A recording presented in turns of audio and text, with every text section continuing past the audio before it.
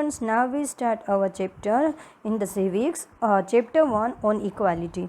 Okay, in this chapter we learn about the equality. Equality means समानता, सबको एक जैसे राइट होना, चाहे वो अमीर हो चाहे वो गरीब हो.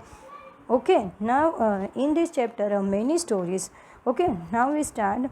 On election day, Kanta and her friend Sujata are waiting to cast their votes. Kanta and Sujata है वो दोनों वोट के लिए वेट कर रहे थे. यहाँ पे जो लाइन में many people are stood there and they all are waiting for a voting. Okay, but all the like teacher, trader, students, domestic worker, सब के सब एक ही लाइन में है, एक ही लाइन में खड़े, चाहे वो अमीर हो चाहे वो गरीब हो, चाहे किसी का भी कोई भी ऑक्यूपेशन हो, but on the election time they all are same. Okay, तो यहाँ पे बातें हो रही है इलेक्शन के डे पे. कांता उसकी फ्रेंड को बोल रही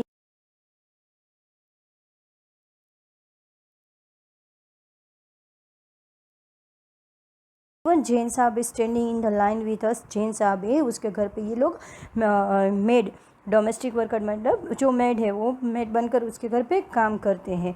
yes, on equality, India is a democracy. Democracy का मीनिंग होता है लोकशाही, लोगों के द्वारा जो चुने जाते हैं वो सारा. In this class 7 book, we looked at the key elements of a democratic government. Democratic government, it means जो लोगों के द्वारा गवर्नमेंट को चुना जाता है. These include people's participation in the resolution of the conflict and the equality as justice. Equality is a key feature of a democracy and influences all aspects of its functioning. In this chapter, you will read more about equality, what is, why it is important in a democracy. मतलब कि यहाँ पे जैसे कि जो democracy है वो कितनी इम्पोर्टेंट है, क्यों इम्पोर्टेंट है. Okay, now here the story. वो एक दूसरे से कांता एंड सुजाता है, वो दोनों एक दूसरे के साथ बातें कर रहे हैं कि यहाँ पे देखो सारे के सारे जो भी जिसके घर पे वो काम कर रहे हैं वो है टीचर है, कोई भी रिच पर्सन है, पुअर पर्सन है, सो सारे के सारे वोटिंग के लिए एक ही लाइन में खड़ा होना पड़ता है. Go on Kanta, it's your turn now. जाओ जाओ कांता, अब आपका टर्न आ गया. I will vote for the candidate who has promised to bring pipe water to our area. मैं उन लोगों को वो कैंडिडेट को वोट देना चाहूँगी जो हमारा जो एरिया है, हमारा इलाका है, उसमें पानी पाइप के द्वारा हमारे एरिया में वो जो देने की फैसिलिटी हमें देगा. Look at here, artisan, a housewife, then consultant, government officer, they all are waiting for a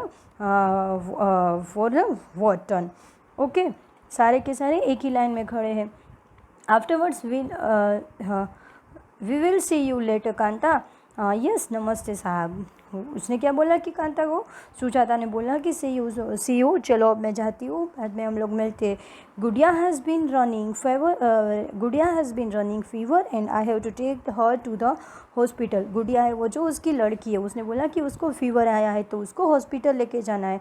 but I will have to finish the work at sahib's house. पर पहले उसको क्या करना पड़ेगा, उसको जहाँ पे काम करते हैं वहाँ पे काम फिनिश करना पड़ेगा. And ask for some advance, और एडवांस मतलब जो भी उसको पैसे मिलते उसको पहले से उसके पैसे चाहिए, उसके लिए पूछना पड़ेगा. At home here have some of this you will feel better. जब वो घर पे जाती है तो उसकी लड़की जो गुड़िया है उसको बोलते हैं.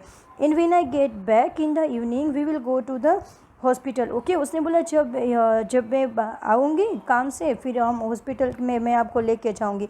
इट्स नो वंडर दैट गुड़िया false ill often the Basti is never clean. उसने क्या बोला, गुड़िया की तबीयत इसीलिए ख़राब हो रही है कि यहाँ पे जो बस्ती है, बस्ती मतलब वो जो इलाके में रहते हैं वो क्लीन नहीं है. Make sure to do the corners properly. जो वहाँ पे जिसके घर पे काम करती है वो लेडी उसको बोल रही है वहाँ कॉर्नर पे अच्छी तरह से आप काम करना, वहाँ पे अच्छी तरह से साफ सफाई करना. Equal right to vote. Equal right to vote का मीनिंग होता है सबको राइट मतलब हक मिलता है वोट करने का, सबको एक जैसा हक मिलता है वोट करने का. The story above begins with Kanta standing in the line to cast her vote. ये स्टोरी कहाँ से शुरू हुई है? जब कांता थी वो लाइन में खड़ी हुई थी वोटिंग करने के लिए। Look again at the various people who are standing in a line with her. बहुत सारे लोग थे जो उसके साथ लाइन में वहाँ पे खड़े थे। कांता रिकॉग्नाइजेज हर एम्प्लॉयर। कांता थी, उसने रिकॉग्नाइज करना मतलब पहचाना वो जिसके घर पे काम कर रही थी। अशोक जैन एंड छोटे लाल वो भी उसके साथ में लाइन में खड़े थे। हर नेबर जो उसके पड़ोसी थे। In a democratic country like India all adults irrespective of what religion they belong to. चाहे वो कोई भी रिलीजियस से आता है तो वो एडल्ट है, तो उसको एडल्ट का मीनिंग माना जाता है कि यहाँ पे क्या होता है कि जो 18+ होते हैं उसको ही वोट देने के लिए मिलता है। तो वो कोई भी रिलीजियस से आता है, चाहे वो अमीर है चाहे वो गरीब है, उसको एक ही लाइन में खड़ा होना पड़ता है। उन लोगों को इक्वल राइट मिलता है।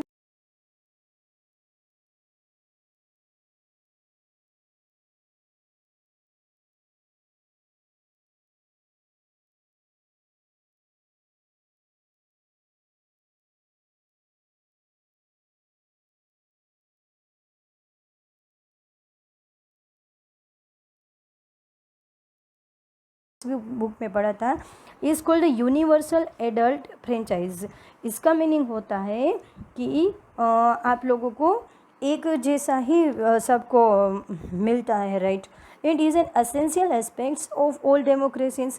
असेंशियल मतलब कि जो भी असेंशियल थिंग्स होती है, जो भी ज़रूरियत के लिए होती है, of all the democracies.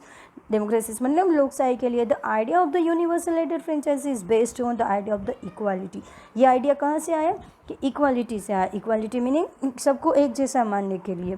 Because it states that every adult in a country irrespective of their wealth and the communities she or he belongs to has one vote. सबको एक ही वोट देने को मिलता है।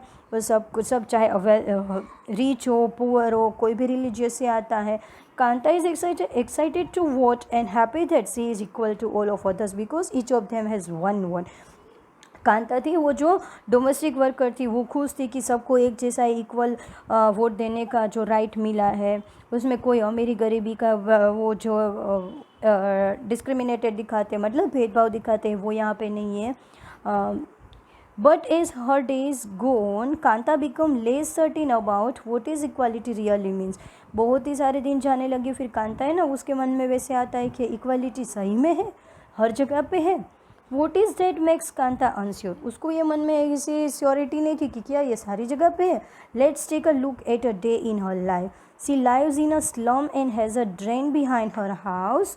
स्लम मतलब वो जो झोपड़पट्टी वाला एरिया होता है वहाँ पे वो रहती थी। ड्रेन मतलब वहाँ पे जो खुली गटर वटर होती है वहाँ पे बहुत सारी थी। Her daughter is sick but she can not take the day off from work because she needs a borrow money from her employers to take her child to the doctor. उसकी daughter की तबीयत बहुत ही ख़राब थी, तो फिर भी वो घर पे नहीं रह सकती थी क्योंकि उसको क्या करना था, उसको जो भी जहाँ पे काम करती थी वहाँ से बोरो करना, मनी बोरो करना मतलब उसको एडवांस में लेना था क्योंकि उसको उसकी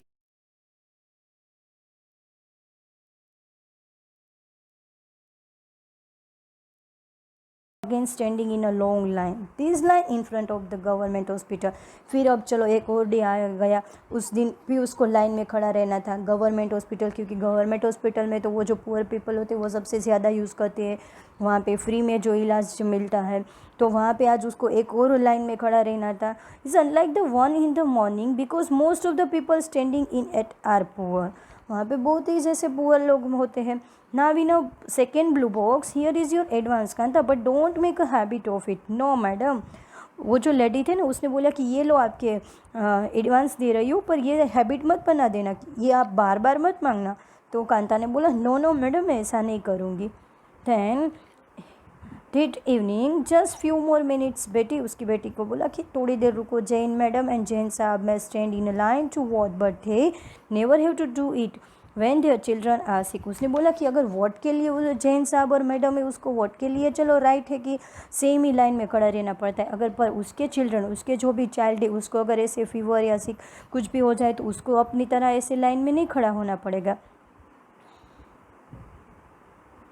now other kind of equality, चलो अब जैसे कि देखते हैं कि अदर दूसरी भी बहुत सारी इक्वालिटी होंगी। Kanta is one of many people who live in a democratic India and who have the right to vote, but whose daily living and working condition are far from the equal. जैसे कि कांता है, जैसे बहुत सारे और भी ये democratic India में होंगे कि जिसको राइट होगा वोट देने का, whose daily living and working condition are far from equal. तो वो जो दूसरों के लोगों की जो सी कंडीशन होगी वर्किंग की, उनसे वो बहुत ही अलग होगी। अपार्ट फ्रॉम बीइंग पुअर,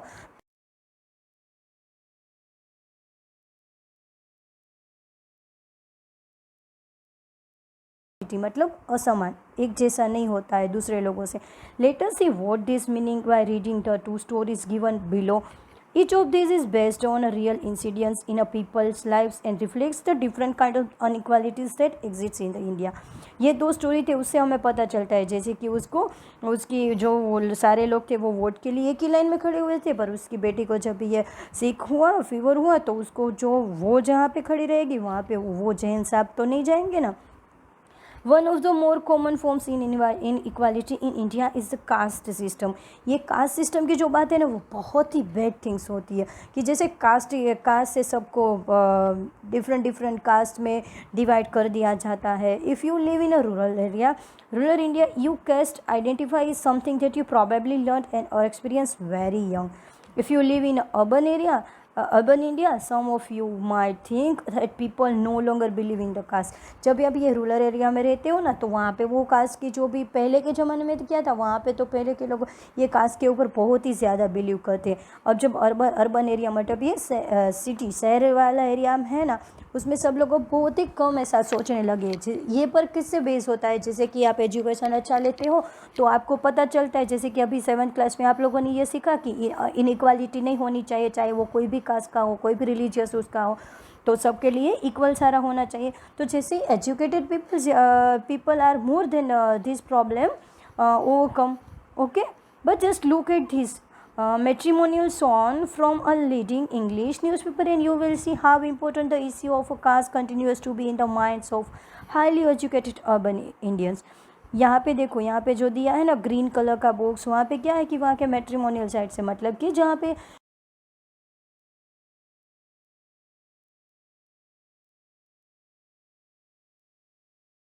उसका स्टडी के रिलेटेड होता है, उसकी हाइट, उसका वेट, सारा का सारा दिया है, और फिर एक दूसरे के बारे में देती है। वहाँ पे भी कास्ट वो लोग देखते हैं। ये जो अनएजुकेटेड पीपल होते हैं ना, वो ये ज़्यादा बहुत देखते हैं, पर अभी जो एजुकेटेड पीपल हो गए हैं तो वो लोग ये सारा इतना सारा नहीं देखते हैं। वो लोग तो क्या देखते हैं, गुड ह्यूमन होना ज़रूरी है। Okay, now let us read a story about the experiences of a Dalit child attending the school. एक ऐसी स्टोरी है जो दलित का चाइल्ड होता है, मतलब कि लो कास्ट का। अभी तो ये हमारे में तो ये कुछ आना ही नहीं चाहिए, क्योंकि हम तो बहुत ही गुड एजुकेटेड स्टूडेंट बन गए हैं, तो हमारे में तो ये सारा आना ही नहीं चाहिए। पर यहाँ पे here is a one story, so we learn in this story. Okay, we learn like things, we don't do all these things. Okay, you have already read about Dalits in the class 6 book. Dalit is a term that the so-called lower caste used to address themselves. मतलब क्या था कि दलित का meaning वो माना जाता था कि वो लोअर कास्ट के पर्सन होते हैं। दलित मीन्स ब्रोकन। दलित का मीनिंग क्या होता है, टूटा हुआ। And by using this word lower caste are pointing to how they were and continue to be seriously discriminated against. Discriminated का मतलब होता है किसी के साथ भेदभाव करना, कि वो लोअर कास्ट का है तो उसके साथ अलग ही बिहेव होगा हमारा, और वो जो भी कोई भी अलग सी कास्ट का है तो उसके साथ, ये दलित नहीं है उसके साथ हम बहुत ही अच्छा बिहेव करेंगे। तो ये पहले के ज़माने में बहुत होता था। Here is the one boy Om Prakash Valmiki. Om Prakash Valmiki in 1952-2013 is a famous Dalit writer. वो एक बहुत ही अच्छा राइटर, मतलब जो लिखता है वो था। In this autobiography. ऑटोबायोग्राफी का मीनिंग होता है, ऑटो मतलब अपने बारे में, बायो मतलब अपने बारे में लिखती है, ग्राफी का मतलब होता है लिखना। Okay,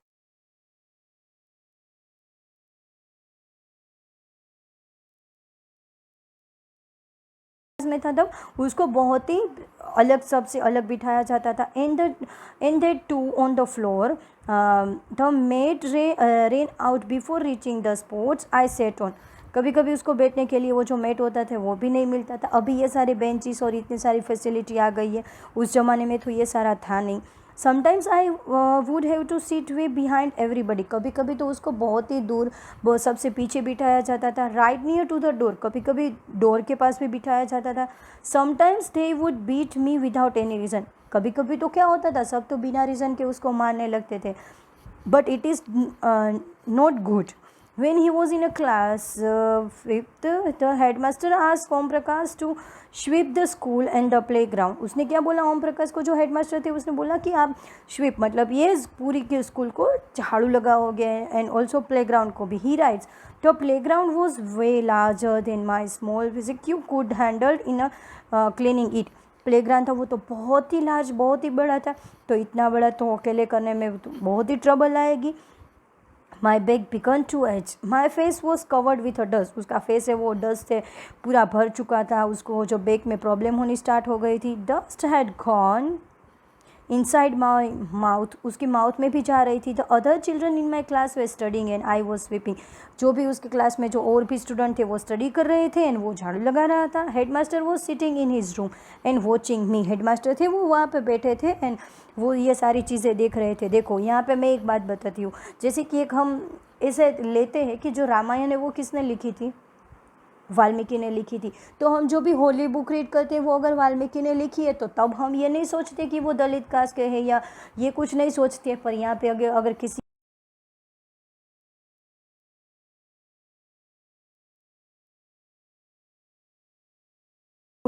but the educated person not doing this, okay. So हम ये कभी नहीं सोचेंगे कि ये सारा होता है, ओके। ये तो पहले के ज़माने की बात होती थी।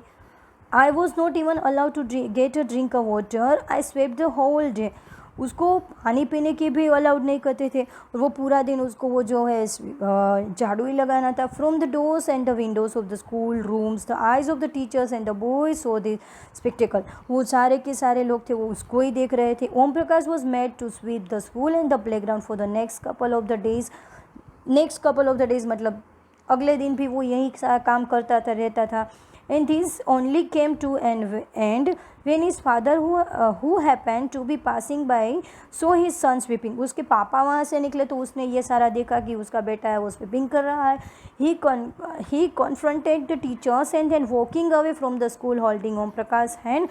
वो क्या किया उसने, वो उसके टीचर के पास गए और उसके टीचर को उसने बोला, उसके सामने लेके आए ओम प्रकाश को और बोला कि अभी तो मैं इसको लेके जा रहा हूँ। उसका आवाज़ें वो भी ऐसे थोड़ी सी लाउडली हो गई। You are a teacher so I am leaving now but remember this much master, he will study right here in this school and not just him but there will be a more coming after him. ये यहाँ पे भी यहाँ पे ही study करेगा और उसके जैसे और भी सारे आएंगे वो यहाँ पे स्टडी करेंगे। देखो इतना तो बैड बिहेवियर तो कभी कोई स्टूडेंट के साथ तो नहीं करना चाहिए, पर ये क्या था, ये पहले के ज़माने में सबकी सोच थी ना वो बहुत ही इससे गंदी सोच थी। अभी क्या होता है कि अभी जो एजुकेटेड पर्सन होते हैं ना वो तो ये सारा सोचते ही नहीं, वो तो क्या सोचते हैं कि गुड ह्यूमन होना ज़रूरी है, चाहे आपकी कास्ट कोई भी क्यों ना हो पर आपको गुड ह्यूमन बनना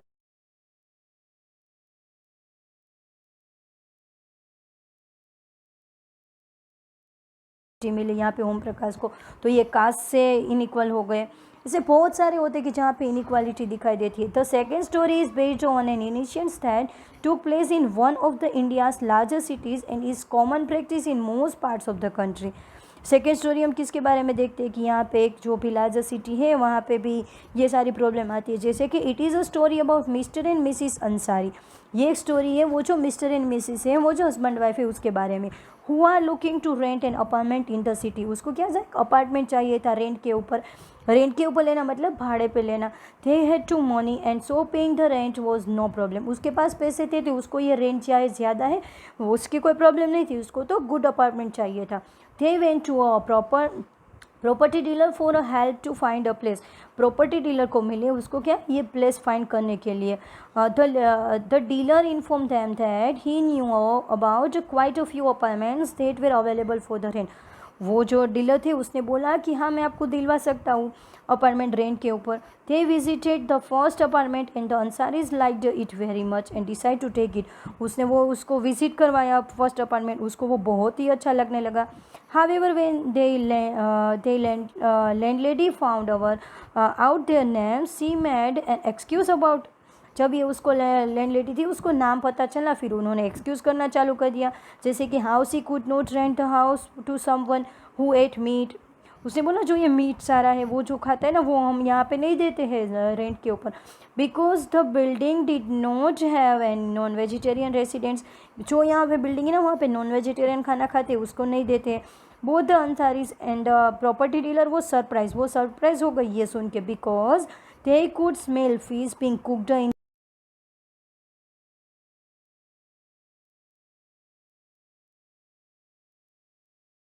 रही थी। The same excuse was repeated in the second and third apartment. उसने सेकेंड अपार्टमेंट दिखाया, थर्ड अपार्टमेंट दिखाया, वहाँ पे भी सेम प्रॉब्लम आने लगी। Finally the property dealer told them that they might want to change their names and call themselves mister and Mrs Kumar. उसने कि प्रॉपर्टी डीलर ने बोला चलो आप अब है ना आप आपका नेम ही चेंज कर दो, आप मिस्टर एंड मिसिस कुमार बोलो तो आपको कहीं ना कहीं पे तो मिल ही जाएगा। But the Ansaris were reluctant to do this and decided to look some more। उसने बोला नहीं नहीं हम ऐसा क्यों करें, हम भी हमारा नेम क्यों चेंज करेंगे, है ना। तो वैसे उन लोगों ने भी वही बोला। In the end it took a whole month looking at apartments before they found a landlady who was willing to give them a place on a rent। Finally क्या हुआ कि वैसे ही उसको ये सारी प्रॉब्लम तो आती थी, फिर उसको to give them a place on a rent, finally उसको एक घर मिल गया था। यहाँ पे भी क्या देखा हमने, यहाँ पे भी वही दिखा कि कास्ट के रीज़न से उन लोगों को ये प्रॉब्लम हो रही थी। ओके, नाउ रिकॉग्नाइजिंग डिग्निटी मतलब किसी की इज्जत करना। रिकॉग्नाइजिंग कभी कभी हम बोलते हैं ना डिग्निटी मतलब इज्जत की, ये सारा देखो बेइज्जती हो रही। रिकॉग्नाइजिंग मतलब पहचानना, किसी की इज्जत के बारे में पहचानना। You have understood by now that the caste we are born into, the religion we practice, the class background we come from, whether we are male or female, these are often things that determine why some people are treated unequally। जैसे कि mail है, female है, किसी का religion कुछ भी है, किसी की कास्ट कोई भी है, वो अमीर है, गरीब है, कोई भी रिच पीपल है या पुअर है, तो हम उसको यहाँ पे क्यों ऐसे इक्वल नहीं मानते हैं। Why we all do this. Okay,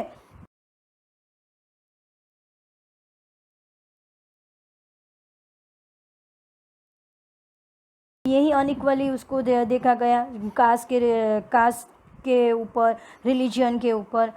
when the person are treated unequally their dignity is violated. जब भी ऐसे किसी को अनइक्वली आप जैसे देखते हो ना, ट्रीट करते हो, तो क्या होता है उसको तो वो से बेइज्जती जैसा ही लगता है ना। जैसे किसी को हम बोले, जैसे किसी को हम ऐसे बुरा बोले तो it is not good। The dignity of both Om Prakash and Valmiki and the Ansari was violated because of the way in the which they were treated।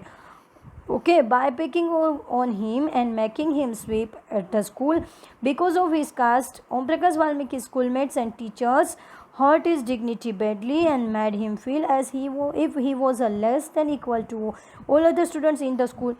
जैसे कि स्कूल वालों ने क्या बोला कि अगर उसकी कास्ट ऐसी है तो हम उसके साथ ऐसा है, उसको वो हर्ट हो गया, उसके साथ उसकी डिग्निटी, उसकी इज्जत के साथ उसको ये बहुत ही बुरा लगा। Being a child, Om Prakash Valmiki could do very little about the situation that he was in। उसको वो बहुत ही वो हर्ट हो गया है। He was too hurt।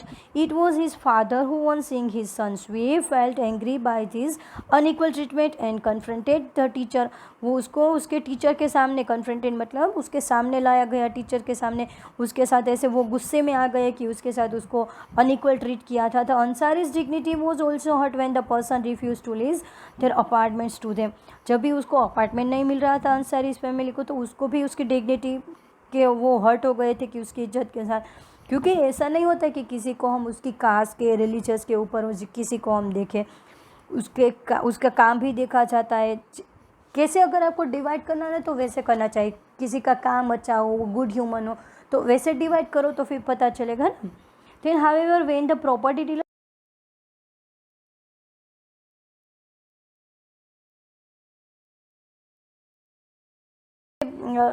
अच्छी नहीं बनेगी ना, उसको डिग्निटी तो वैसे अच्छी नहीं होगी, वो ऐसे ही सजेशन दे रहे हैं कि आप चेंज कर दो। तो Om Prakash and the Ansaris do not deserve to be treated like this, they deserve the same respect and the dignity as anyone else. Okay, now in part 1 we finished here. In other part we learn the other things. Okay, thank you.